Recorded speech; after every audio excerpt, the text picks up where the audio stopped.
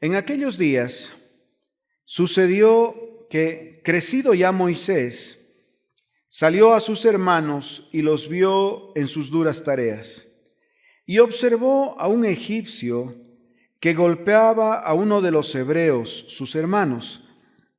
Entonces miró a todas partes y viendo que no parecía a nadie, mató al egipcio y lo escondió en la arena. Al día siguiente salió y vio a 2 hebreos que reñían. Entonces dijo al que maltrataba al otro: ¿por qué golpeas a tu prójimo? Él le respondió: ¿quién te ha puesto a ti por príncipe y juez sobre nosotros? ¿Piensas matarme como mataste al egipcio? Entonces Moisés tuvo miedo y dijo: ciertamente esto ha sido descubierto. Miren qué es lo que pasó. Moisés era pequeño, recién nacido, y había una instrucción del rey de matar a todos los niños en cierta edad, nacidos. Entonces su madre, con temor de que lo maten, lo pone en una canastita y lo deja circular por el río. En eso lo miran en la corte del rey, que estaban en el río, lo levantan y lo adoptan como hijo. Entonces él crece en un ambiente de reino, él crece en un ambiente de gobierno, de dominio, él crece en un ambiente donde todos estaban a su servicio y habían muchos esclavos que servían a ese reino del cual él era hijo. Por tanto, él tenía una identidad diferente a la que tenían sus hermanos, los hebreos. Supongo que él sí sabía que era hebreo, porque claramente aquí menciona la palabra que él se acercó a un hermano hebreo cuando se estaban peleando. Y dice que en esta circunstancia que estaban peleando, él se acerca y hace justicia por el abuso de un egipcio sobre la vida del egipcio, y lo mata y lo esconde. ¿Por qué él puede hacer eso? Porque él tenía otra mentalidad, él tenía una mentalidad de reino. ¿Por qué? Porque él suponía que delante de él las cosas deberían ocurrir con justicia y con rectitud, y que él podía tomar la vida o no de uno o de otro. ¿Por qué, por ejemplo, habiendo un egipcio que lo estaba pegando un hebreo, por qué no se levantaron los otros hebreos y lo defendieron? Porque aparentemente en ese momento el egipcio estaba solo, porque cuando Moisés lo vio, dice que percibió que no había nadie, entonces se acercó, lo mató y lo escondió, como si fuera un secreto. Entonces, tú dices, ¿por qué los hebreos que estaban recibiendo el daño no se defendieron? ¿Por qué no se defendió, no peleó con el egipcio? ¿Y por qué el hebreo no lo mató? No Moisés, sino el otro, el que estaba siendo castigado. ¿Por qué? Porque ellos ya hacía muchos años que vivían en Egipto y estaban en la calidad de esclavos. Cuando tú eres esclavo, no eres capaz de ver qué es lo que hay en ti, qué fortaleza hay en ti. No eres capaz de ver los dones que tú tienes, la capacidad que tú tienes, la habilidad que tú tienes.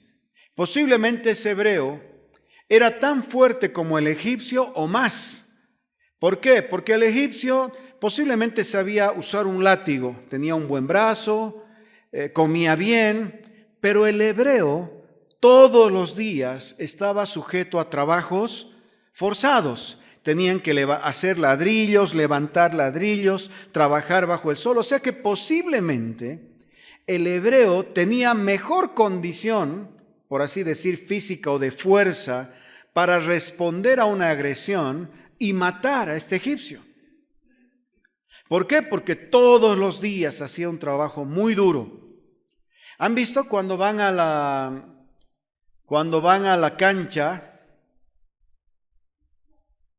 al mercado, y tú ves un hombrecito y le dices, cárgamelo, tran, le ponen un quintal encima y a veces le ponen otro más. Y con los 2 quintales anda y te puede seguir 1 cuadra y 2 cuadras. Tú terminas agitado cuando has caminado las 2 cuadras y él además con 1 o 2 quintales va y te lo descarga como si nada hubiese pasado. Quisiera que le des un lapo a ese hombre. Se va a quedar así, ni lo vas a mover.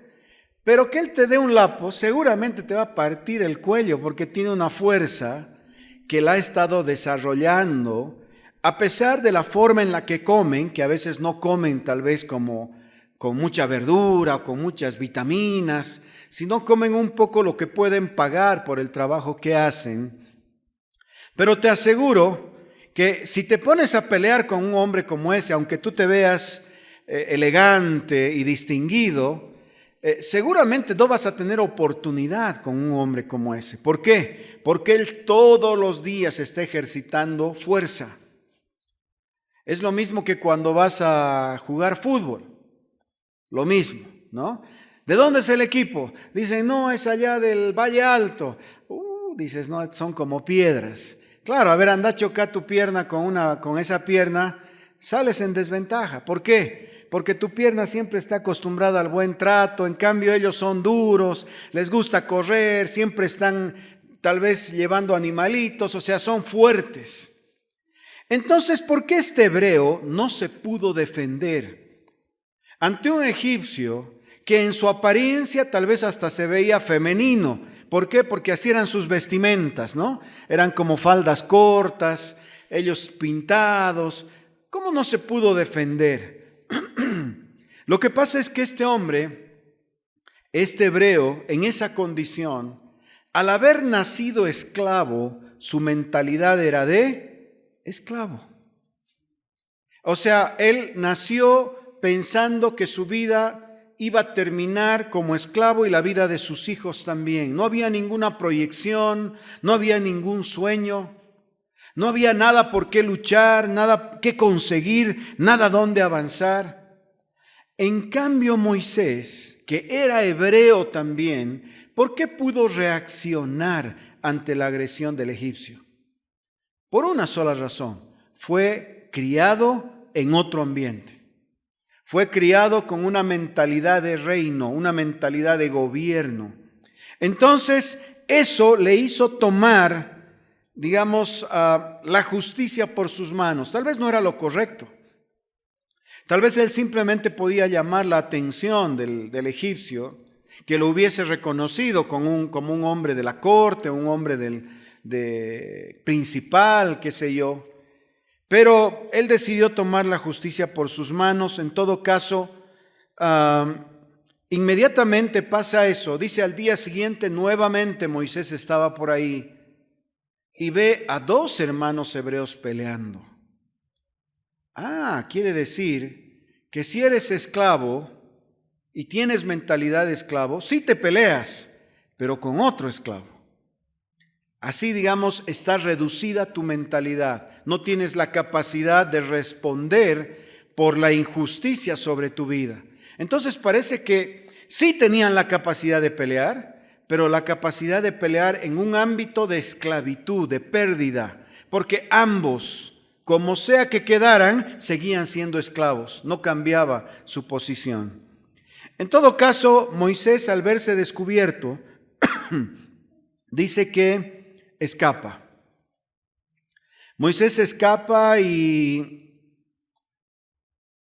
porque se vio descubierto, podían agarrarlo los mismos egipcios, qué sé yo, se escapa porque quería salvar de algún modo su vida. Pero miren, lo que necesitamos entender es que para vivir de la forma en la que el Señor nos llamó a vivir como hijos, necesitamos entender esa mentalidad en nuestras vidas.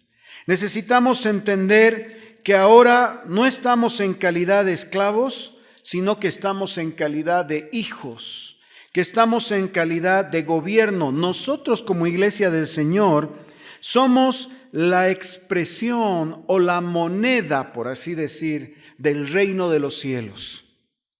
Tenemos como la llave para poder abrir en los cielos y que toda bendición en la tierra sea como sea desatada por causa de nuestra declaración o proclamación o la forma en la que creemos. Pero para eso necesitamos estar conscientes de eso. Necesitamos saber quiénes somos. A veces estamos ante una circunstancia difícil y lo primero que hacemos es acudir a nuestra experiencia. Cuando sabemos que nuestra experiencia es solamente la suma de muchas equivocaciones tal vez, o es la suma de muchos errores, porque no estábamos cerca de Dios y no recurrimos al Señor, no nos acercamos a Él, no recurrimos a nuestra fuente, a lo que somos, a nuestra identidad, lo que hemos sido conformados el día que conocimos al Señor. Aquí en Mateo capítulo 4, versículo 16, un evento que ocurrió justo después de que Jesús fuera al desierto y es tentado por Satanás. En el 16 dice que Jesús, dejando Nazaret, se fue a Capernaum, una ciudad marítima en la región de Zabulón y Neftalí. Y más abajo en el 16 dice, y el pueblo asentado en tinieblas vio gran luz. ¿A qué se refiere? A Capernaum. Vio gran luz. ¿Qué vio? ¿Qué se manifestó? Cristo, Jesús, empezó su ministerio después del desierto, se fue a Capernaum y dice que este pueblo vio gran luz. Esa luz es Jesús. Quiere decir que ahí donde estaba Jesús había luz. ¿Por qué? Porque él entendía quién era. Un tiempo antes, cuando Satanás lo tentó, le dijo, si eres hijo de Dios. En la segunda tentación le dijo, si eres hijo de Dios. En el bautismo, un poco antes, ¿qué pasó? El Padre, ¿qué le dijo? Este es mi Hijo amado en quien tengo complacencia. Hay algo que me llama la atención. Cuando Satanás le dice en el versículo 4:3, si eres hijo de Dios, di que estas piedras se conviertan en pan. ¿Qué responde el Señor? Le dice, escrito está, no solo de pan vivirá el hombre. ¿Qué le dijo al respecto de si eres hijo de Dios? Nada. ¿Por qué? Porque no merecía ninguna respuesta. Él sabía quién era. ¿Se dan cuenta? Porque él podría decirle, Satanás, ¿por qué me hablas así? Yo soy hijo de Dios. ¿No has escuchado lo que ha dicho el Padre hace un momento cuando me bautizaron? Él dijo que yo era hijo de Dios. Y si él dice que soy hijo, entonces quiere decir que soy hijo. ¿Qué me hubiese dado a entender eso? Que posiblemente él hubiese estado luchando con esa identidad. De decir, ¿realmente soy hijo? No, Satanás me dijo que soy hijo. Ni siquiera se preocupó el Señor de decirle a Satanás, yo soy hijo. Él simplemente le respondió a lo otro. Miren en la segunda parte, el versículo 6, otra vez Satanás le dice, si eres hijos de Dios, nuevamente, échate abajo, porque escrito está, a sus ángeles mandará. ¿Qué le responde Jesús en el 7? Escrito está, no tentarás al Señor tu Dios. ¿Cuestionó el Señor Jesús si era hijo o no? Ni le pasó por la mente el poder discutir si era o no hijo. Sí le discutió conforme a la palabra el mismo versículo que él estaba usando. Refutó eso, pero no refutó, porque eso era un hecho inconmovible, el hecho de que él era hijo de Dios. En esa identidad, aquí cuando ya está Jesús en Capernaum, por eso dice, el pueblo asentado en tinieblas, Capernaum, vio gran luz. Y esa luz era un hombre, porque dice que Jesús era Dios hecho hombre, un hombre, Dios hecho hombre, nuestro Señor Jesús, que sabía quién era y sabía que esa identidad, lo único que podía reflejar o transmitir era la luz de Dios en su vida. Miren el versículo 16 del capítulo 5. Así alumbre vuestra luz delante de los hombres, para que vean vuestras buenas obras y glorifiquen a vuestro Padre que está en los cielos. Entonces, Capernaum vio una gran luz. En el 16 que dice, así alumbre vuestra luz. ¿Que nosotros tenemos luz propia? No, nosotros no tenemos luz propia. ¿Cuál es la luz que alumbra en nosotros? Cristo, la esperanza de gloria, dice la palabra. Nosotros somos habitación del Espíritu Santo, somos templo, un lugar donde habita el Espíritu Santo. Y el Espíritu Santo es el que trae el testimonio del Hijo y del Padre en nuestros corazones. Cristo en nosotros, Cristo habita en nosotros. Si Cristo habita en nosotros, ¿qué habita? La luz, porque Cristo es una expresión de la luz. ¿Y qué es una expresión de la luz? El contexto. Una expresión de la luz es una expresión de la identidad que tú tienes en Dios. Y esa identidad está reflejada en que tú eres hijo de Dios. ¿Saben? La luz no se puede esconder. La luz se manifiesta. Cuando entras a un lugar, a un cuarto oscuro, y aplicas el interruptor, ¿qué pasa con la oscuridad? Se disipa inmediatamente. No negocia la luz con la oscuridad.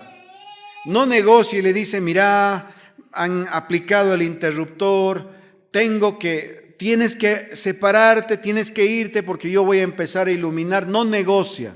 El momento que tú aplicas el interruptor, la luz simplemente ocupa todo espacio que hay en ese lugar. Esa es la característica de la luz. Entonces, en esa misma comparación, aquí en Capernaum que estaba en tinieblas, ¿por qué dice vio gran luz? Porque a pesar de que estaba asentada en tinieblas esa ciudad, cuando la luz se manifestó, todos la vieron.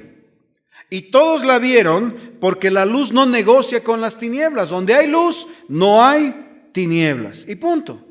Por eso la recomendación en el 5:16, dice, así alumbre vuestra luz. Nuevamente, ¿cuál es esa luz? La revelación de tu propia identidad como hijo.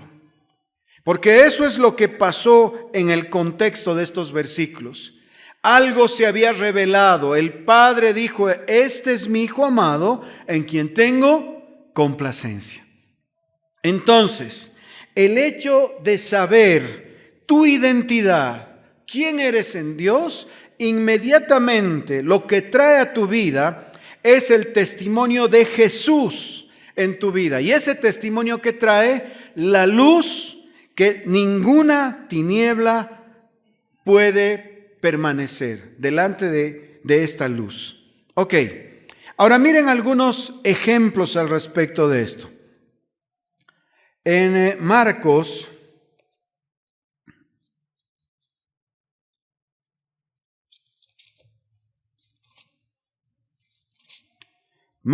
capítulo 5, del versículo 1, miren lo que dice aquí. En ese mismo contexto seguimos leyendo, de que el Señor nos dice, sean luz. Vinieron al otro lado del mar, a la región de los Gadarenos, y cuando salió él de la barca, enseguida vino a su encuentro de los sepulcros un hombre con espíritu inmundo. ¿A quién se está refiriendo? Se está refiriendo a Jesús, ¿no? O sea, que él descendió de la barca. Bueno, se acerca este hombre con espíritu inmundo en el 3, que tenía su morada en los sepulcros y nadie podía atarle, ni aún con cadenas, porque muchas veces había sido atado con grillos y cadenas, mas las cadenas habían sido hechas pedazos por él y desmenuzados los grillos, y nadie lo podía dominar a este endemoniado. Y siempre de día y de noche andaba dando voces en los montes y en los sepulcros, e hiriéndose con piedras. Cuando vio pues a Jesús de lejos, corrió y se arrodilló delante de él, y clamando a gran voz dijo: ¿Qué tienes conmigo, Jesús, Hijo del Dios Altísimo? Te conjuro por Dios que no me atormentes. Porque Jesús le decía: sal de este hombre, espíritu inmundo. Y le preguntó: ¿cómo te llamas? Respondió diciendo: Legión me llamo, porque somos muchos. Le rogaba mucho que no los enviase a aquella región. Estaba allí cerca del monte un gran hato de cerdos paseando, y le rogaron todos los demonios diciendo: envíanos a los cerdos para que entremos en ellos. Luego Jesús les dio permiso, y saliendo aquellos espíritus inmundos entraron en los cerdos, los cuales eran como 2,000, y el hato se precipitó en el mar por un despeñadero, y en el mar se ahogaron. ¿Qué es lo que pasó?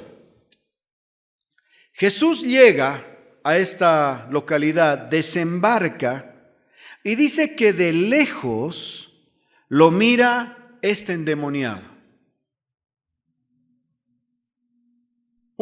Jesús no estaba en busca del demonio.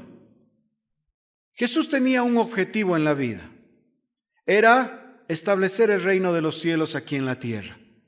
Y eso lo hizo a través de un sacrificio de amor en la cruz del Calvario. Cuando él desembarca, dice que el endemoniado se acerca corriendo. ¿Qué es lo que pasó con las tinieblas que habían en ese lugar? Inmediatamente se arrodillaron y se doblegaron delante de ¿qué? De la luz. Él no dijo: yo soy hijo de Dios, por tanto te tienes que humillar delante de mí, Satanás. No dijo eso.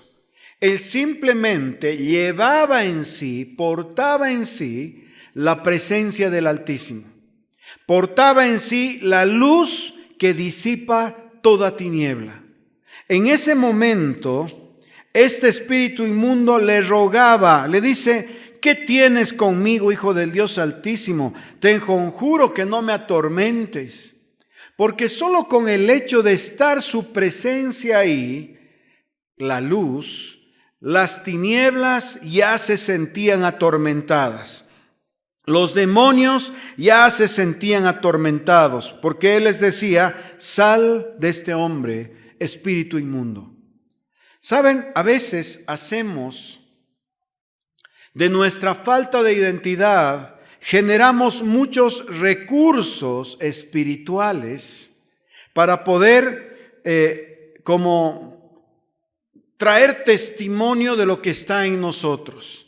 ¿A qué me refiero? Que a veces, por ejemplo, decimos: bueno, vamos a hacer una liberación, oramos por la gente, reprendemos, luchamos con el demonio, y de pronto todo eso se vuelve toda una actividad espiritual, que no digo que no se ore, Jesús estaba orando, pero saben, hay algo que está faltando posiblemente en la iglesia del Señor, o en parte, o en algunos, y es que nosotros primero reconozcamos quién es el que habita en nosotros.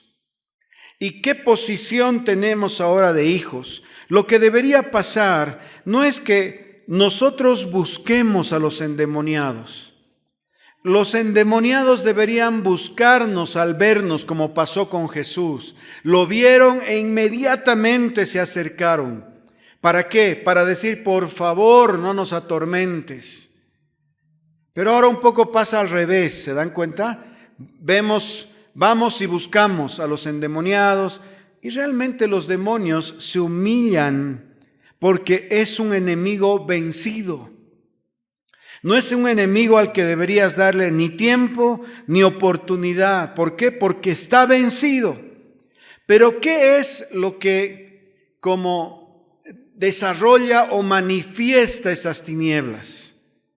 La luz que hay en ti. Porque cada vez que tú estás en un lugar, inmediatamente la oscuridad es expuesta. La luz que hay en ti manifiesta las tinieblas. Entonces, donde sea que estés, el testimonio de Dios tiene que seguirte. El testimonio de Dios tiene que mirarse a través de lo que dices, a través de lo que haces, a través de la oración que haces, y la gente tiene que poder reconocer ese testimonio, porque las tinieblas reconocen la luz, la ven.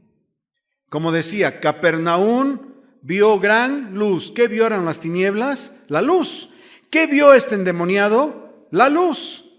Entonces, los demonios sí ven, las circunstancias difíciles sí ven la luz, pero tiene que estar ahí. Si no está ahí y de pronto toda tu circunstancia sigue girando en un mar de indecisiones, posiblemente la luz que está ahí está cubierta, como dice textos más adelante en Mateo, después de los que hemos leído, una luz no se la oculta, no se la pone debajo de un mueble, sino se la pone siempre encima para que ilumine. Entonces, esta nuestra luz siempre nos tiene que dar el camino por donde andar. Siempre nos tiene que dar el lugar por donde vamos a ir, el lugar a donde vamos a alcanzar, dónde vamos a conquistar, dónde vamos a llegar. ¿Por qué es luz? Porque la luz manifiesta lo que está escondido. Y si hay algo todavía escondido en tu vida, esa luz lo va a manifestar. En Mateo capítulo 8,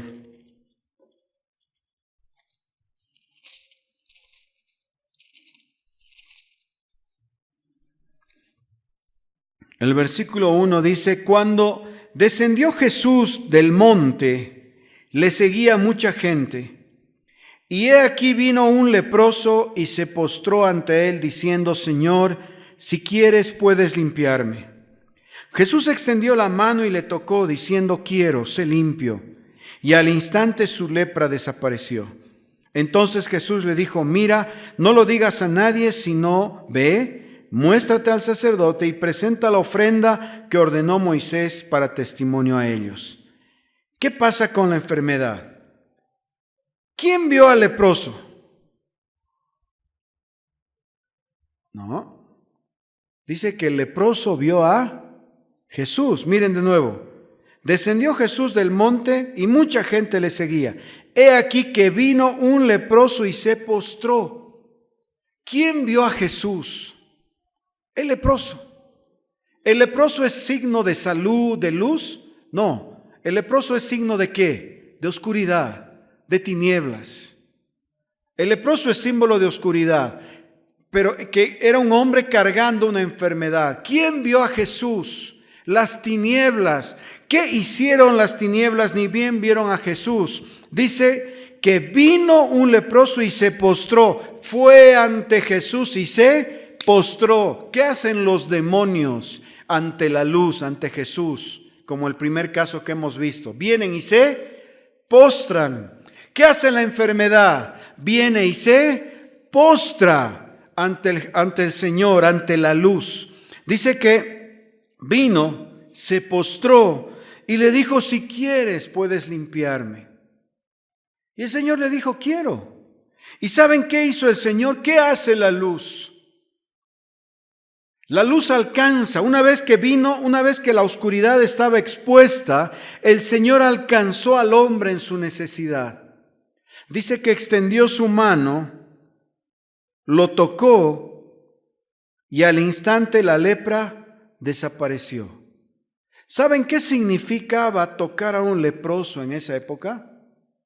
Claro, para hoy, posiblemente para nosotros, lo único que significa es que nos da asco, ¿no? Porque posiblemente un leproso es una persona que tiene un problema en la piel, que pierde muchos pedazos de piel, depende del tipo de lepra, se le caen su nariz, sus orejas. Pero en esa época, tocar a un leproso era inmundo. Así está escrito en la ley. ¿Pero qué hizo Jesús? ¿Rompió la ley? En realidad Él vino con una ley más grande, una ley más alta, era la ley de la gracia. Y Él, viendo al hombre en su necesidad, cuando la luz se disipó, porque este hombre vino y se postró, lo tocó y dice que la lepra al instante desapareció. Ocurrió un milagro en ese momento. El hombre fue limpio, el hombre fue alcanzado con la luz. La enfermedad mira la luz. Por eso es que somos responsables de llevar esa luz, llevar ese testimonio y llevar esa identidad de hijos. Porque la identidad de hijos es lo que hace que resplandezca tu vida ante cualquier circunstancia. En Mateo 8, el versículo 5, que es después justo de lo que hemos leído, dice: entrando Jesús en Capernaum, vino a él un centurión rogándole y diciendo: Señor, mi criado está postrado en casa, paralítico, gravemente atormentado. Y Jesús le dijo: yo iré y le sanaré. Respondiendo el centurión, dijo: Señor, no soy digno de que entres bajo mi techo. Solo di la palabra y mi criado sanará, porque también soy hombre bajo autoridad y tengo bajo mis órdenes soldados, y digo a este ve y va, y al otro ven y viene, y a mi siervo haz esto y lo hace.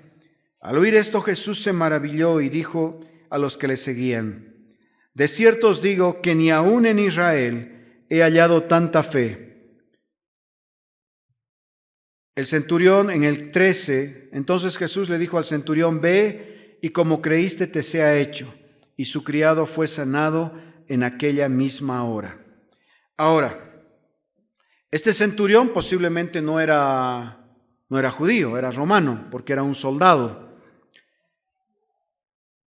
El Señor Jesús hacía una diferencia entre judíos y romanos.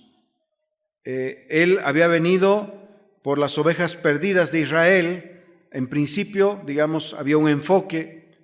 Por eso es que hay otra parábola cuando una mujer se le acerca y dice: ¿cómo voy a dar el pan a los perrillos cuando el pan es para los hijos, ¿no? Y la mujer le dijo: pero por lo menos las migajas. Este hombre se acerca y posiblemente vivía en oscuridad. No estaba enfermo, él estaba sano. No estaba endemoniado, los dos casos que ya hemos visto.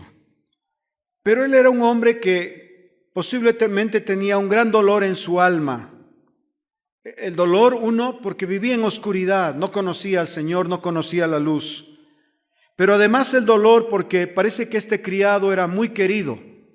Tanto así que este centurión se acercó al Señor pidiendo un favor, pidiendo misericordia por su criado. Y era porque seguramente lo quería mucho.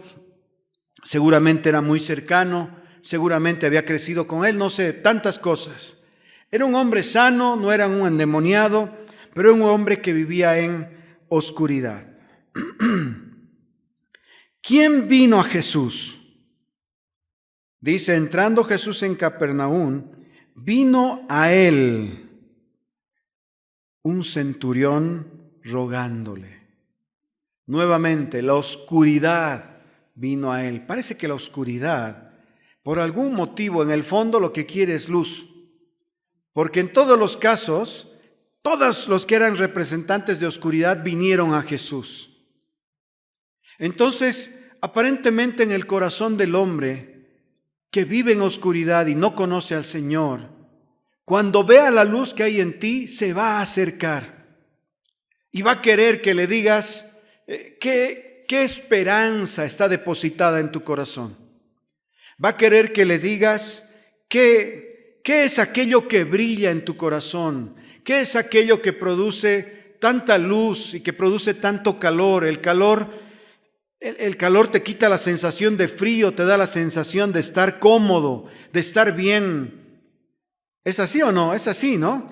En la casa esta mañana, por ejemplo, ya nos levantamos 7 de la mañana, porque estamos aquí para orar a las 9, prendemos la estufa y es el único lugar donde queremos estar, donde está la estufa. Porque donde sea que sales en mi casa, hace frío. Pero mientras estás en la estufa, me saco mi chaleco, estamos cómodos, estamos charlando, ni nos damos cuenta de la comodidad que tenemos. ¿Pero por qué? Porque estamos expuestos al calor, a la luz. ¿Saben? Así es el calor y la luz. Atrae la vida de otras personas. Atrae el corazón que está con necesidad, el corazón que está seco. Así como este romano es atraído por la luz de Jesús, porque dijo, aquí tengo esperanza. El mundo tiene que ver en cada uno de nosotros esa esperanza, ese calor y decir, quiero ese calor, me siento bien cuando estoy a tu lado, me siento bien cuando te escucho hablar, me siento bien cuando solo me siento a tu lado, porque algo parece que pasa. Y este centurión se acercó en esa su necesidad, que era una necesidad de su alma. Ya no era de su cuerpo, no era de su espíritu, no estaba endemoniado, era de su alma. Y el Señor le dijo, voy a ir a tu casa. ¿Qué es lo que le dijo el centurión? No necesitas, solo di la palabra y es suficiente. Porque él sabía que en la palabra había el poder para liberar a su criado. Entonces el Señor quedó sorprendido. Quiere decir que un corazón sincero, así está en oscuridad, si hay sinceridad para acercarse al Señor y esa sinceridad la produce el estar expuesto a la luz, hay compasión y hay misericordia. Y esa misericordia está prevista desde la cruz para todo aquel que se acerque sinceramente al Señor. Pero necesitamos vivir la identidad de Dios en nuestros corazones, que somos hijos. Porque el solo entender que somos hijos produce la luz de Cristo en nosotros. Produce la luz de Cristo en nosotros y esta luz sana, porque es la extensión de la cruz, del cuerpo que fue llagado y la sangre que fue entregada. Esta luz libera, así como al endemoniado, porque en la cruz se pisoteó la cabeza de Satanás y fue vencido. Porque esta luz rompe toda maldición sobre tu vida. Porque esta luz trae esperanza a tu corazón de que hay días mejores, sin importar cuáles sean tus circunstancias. Entonces, el Señor mostró el parámetro. Y el parámetro lo dejó bien establecido para nosotros en la cruz del Calvario. Y Él dijo, esta es la pasión con la que quiero que vivas. Este es el compromiso con el que quiero que vivas. No quiero que vivas por lo que te pasó o no te pasó, es circunstancial. Por lo que salió o no salió, es circunstancial. ¿Qué es lo más importante? El parámetro que el Señor puso. ¿Cuál es ese parámetro? La luz que ahora resplandece en tu vida por causa del cuerpo que fue partido del Señor y la sangre que fue derramada para que hoy día nosotros seamos esa extensión de luz. Mateo 5:16 nuevamente. Así alumbre vuestra luz delante de los hombres. ¿Por qué dice delante de los hombres? Para que vean vuestras buenas obras y glorifiquen a vuestro Padre que está en los cielos. Así como Jesús alumbró en las tinieblas, así como Jesús alumbró ante la enfermedad, alumbró ante un alma necesitada como del centurión, así como la luz de Jesús alumbra hace más de 2000 años después de la cruz, así alumbre vuestra luz, que es Cristo en nosotros, delante de los hombres, para que sean quitadas sus tinieblas y acercados al reino de amor del Señor. No podemos estar lejos de nuestra fuente, porque cuando estamos amarrados a la fuente, vivimos en la libertad a la que el Señor nos llamó a vivir. Vivimos en la libertad a la que el Señor nos llamó a permanecer, sabiendo que somos hijos, que somos herencia de Dios y que toda herencia en los cielos es nuestra. Por eso es que hoy nosotros somos la llave. Somos como la moneda de cambio del reino, donde tú inviertes como moneda que tú eres, donde tú pones tu vida, ahí Dios produce, ahí Dios multiplica, ahí Dios crece, ahí Dios bendice, ahí Dios trae sanidad, ahí Dios trae libertad. ¿Por qué? Porque tú eres la representación de esa luz hoy día en esta tierra. Tú eres la moneda de cambio del reino. Donde sea que tú abres, ahí la bendición se derrama. Donde sea que tú abres, donde sea que tú tocas, ahí la bendición se incrementa. ¿Por qué? Porque tú eres esa puerta que conecta tu herencia que está en los cielos para que sea abierta, para que sea resplandeciente en esta sociedad, en este tiempo que vive en oscuridad. El pueblo asentado en tinieblas vio gran luz. Cochabamba, asentada en tinieblas, vio gran luz. Porque hay un pueblo como tú y yo que escogimos dejar que la luz de Jesús resplandezca para alcanzar a aquellos que viven en oscuridad. Señor, te damos gracias por tu luz. Te damos gracias, Señor, porque un día, en obediencia, en amor, sacrificialmente, entregaste tu vida en el Monte Calvario. Señor, y la entregaste para que hoy día yo pueda participar de esa luz maravillosa que ha venido a morar a mi corazón. Yo te pido, Señor, que mis actos, mis palabras, mis pensamientos no opaquen esa luz en mí, no pongan como una protección alrededor para que no se vea. Te pido, Señor, que me ayudes a ser la persona que tú me has llamado a ser en este tiempo, siendo como una lámpara que ilumina y trae luz sobre toda oscuridad en el nombre de Jesús. Te pido, Señor, que mis actos, mis palabras no opaquen la luz que ha sido depositada en mi corazón. Señor, gracias porque me has hecho hijo. No me has hecho, Señor, un esclavo. No me has hecho, Señor, un extraño. En tu casa me has hecho hijo. Yo te honro, Señor, porque esto me permite vivir de otra forma, de alcanzar, Señor, más allá de lo que yo puedo soñar, todo aquello que tú has pensado para mí. Te bendigo en esta hora, Señor, y te pido que me des la gracia, pongas gracia en mi boca, en mis manos, en mis pies, para ser una expresión de esa luz y una expresión del Padre en esta tierra, Señor, resplandeciendo y trayendo esperanza a una humanidad que vive en oscuridad. Esto te oramos en el nombre de Jesús. Amén.